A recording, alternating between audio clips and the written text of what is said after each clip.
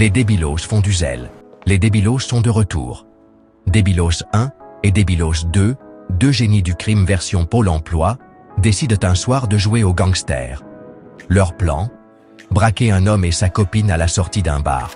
Problème: tendre une arme sur quelqu'un sans avoir les couilles, ou l'intention réelle de tirer, c'est pas juste stupide, c'est suicidaire. Parce que parfois, la personne en face n'a plus peur, et là, elle devient incontrôlable, dangereuse, pire, imprévisible. Ce soir-là, je suis justement en sortie tranquille avec une amie, pas n'importe qui.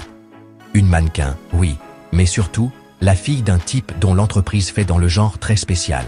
Le genre de boîte où on ne vend ni savon, ni cookies. Et elle, toujours escortée par Boris, 2,5 m, 135 kg, tatoué comme un cargo. Ancien garde du corps, surnommé Predator par ses anciens frères d'armes. Mais ce soir-là, Boris est garé un peu plus loin. Surveillance discrète, on discute, on rigole. Et bim, les deux débilos nous tombent dessus. Débilos 1 me colle le canon sur le front. L'arme tremble dans sa main. Débilos 2 vise ma copine. Je l'analyse. Il vise comme dans les films. Mauvais signe. Très mauvais. Alors je parle. Ce que je sais faire. J'espère pour vous que Boris va arriver à temps. Débilos 1 ricane. Pourquoi? Il va nous empêcher de vous buter? Non.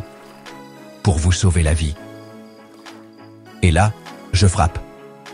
Direct sur la main. Le mec lâche l'arme comme un gamin surpris par une décharge. Il recule. Trop lent. Je le sèche avec un bon vieux coup dans les cacahuètes. Naturel, précis, violent. Il tombe comme un Playmobil mal clipsé. Débilos 2 panique. Il pense pouvoir arracher le collier de mon ami. Mauvais calcul. Un truc que m'a appris une ancienne garde du corps des forces spéciales, la meilleure que j'ai jamais vue. Tu veux neutraliser vite et sans bavure? Écrase le pli arrière du genou. Pas besoin de force, juste de précision. Le corps plie, la douleur fait le reste. Paralysé net, temporaire, mais brutal.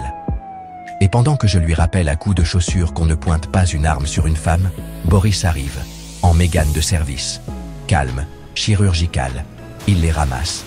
Assez pour qu'ils arrivent à l'hôpital. Vivants, mais différents. Ensuite, garde à vue. Et les armes? Démontées, vidées, données à la police.